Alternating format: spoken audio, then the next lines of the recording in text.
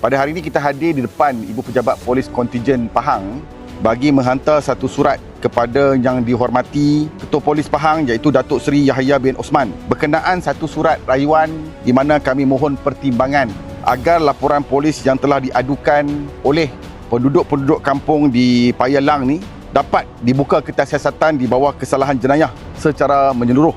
di bawah kawal selia pihak polis iaitu di bawah kanun kesisaan berkaitan dengan satu isu yang kami syaki berlaku satu pencerobohan tanah dan pengambilan hasil tanaman penduduk-penduduk kampung di Paya Lang, Mukim Triang, daerah Bera Pahang. Penduduk kampung yang sebelum ini menjalankan aktiviti pertanian khususnya dalam penanaman dan pengurusan kelapa sawit dan sumber kelapa sawit ini merupakan sumber pendapatan utama mereka. Untuk maklumat, mereka bukanlah satu penceroboh kerana mereka pada asalnya merupakan pihak yang memegang TOL, Temporary Occupied License, lesen pendudukan sementara, yang mana mereka juga telah membayar hasil cukai daripada pendapatan mereka daripada awal lagi. Malangnya pada tahun 2025 terdapat dakwaan berkenaan syarikat ataupun pihak ketiga yang telah hadir yang melakukan aktiviti-aktiviti pencerobohan tanpa kebenaran mereka dan telah mengambil hasil tanaman kelapa sawit yang mereka usahakan tanpa kebenaran mereka. Untuk maklumat, pihak ketiga tersebut telah menjual hasil sawit mereka dan mendapatkan pendapatan daripada usaha dan titik puluh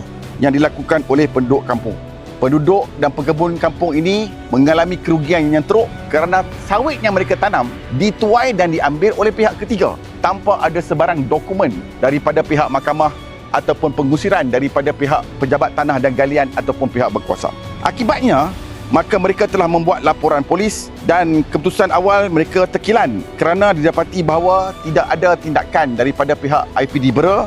Malahan terdapat surat yang telah dijawab oleh IPD Bera mengatakan bahawa kes ini bukanlah satu kes yang melibatkan jenayah. Pada hari ini kami hadir kepada pihak Ketua Polis Pahang menghantar surat representasi daripada kami memohon supaya satu siasatan kerana beberapa alasan. Alasan yang pertama adalah sehingga hari ini belum ada sebarang notis pengusiran daripada mahkamah untuk menghalau individu-individu ataupun pekebun kecil ini untuk keluar daripada tanah tersebut. Tidak ada sebarang arahan daripada mahkamah. Yang kedua, isunya adalah pihak syarikat atau pihak ketiga sehingga hari ini gagal memberikan dokumen yang menunjuk keabsahan, yang menunjukkan bahawa mereka mempunyai hak pemilikan ataupun hak kepentingan terhadap tanah yang telah diusaha oleh orang kampung ini. Malahan ada pihak ketiga yang hari ini hadir tanpa membawa sebarang dokumen untuk memberikan serahan kepada penduduk kampung dan mengambil hasil tanaman yang telah mereka usahakan bertahun-tahun. Penduduk kampung telah membuat laporan polis beramai-ramai dan malangnya kita telah menerima surat daripada pihak IPD Bera yang mengatakan bahawa tidak ada siasatan lanjut kerana alasan yang diberikan berkata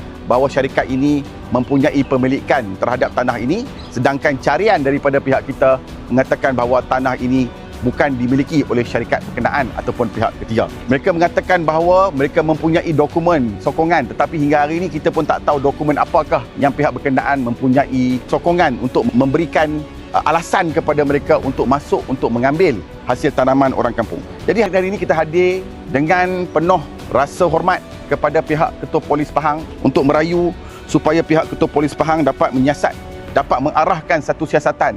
yang perlu dilakukan oleh IPD Bera dan siasatan itu di bawah Seksyen 378 Kanun Kesisaan berkenaan menghasil tanaman kelapa sawit yang merupakan harta alih yang telah diambil tanpa kerelaan mereka. Yang kedua, Seksyen 441 di mana pihak ketiga melalui pekerja ataupun ejen yang telah memasuki tanah yang telah mereka usahakan tanpa kebenaran dan tidak mempunyai legitimasi perundangan untuk melakukan sedemikian. Kami merayu kepada pihak Ketua Polis Pahang untuk membantu masyarakat orang kampung, pekebun-pekebun kecil yang telah lama mengusahakan tanah tersebut dan pendapatan mereka terjejas teruk disebabkan oleh pihak ketiga yang tidak dapat disahkan siapa mereka ni yang mengambil hasil tanaman yang telah mereka usahakan puluhan tahun.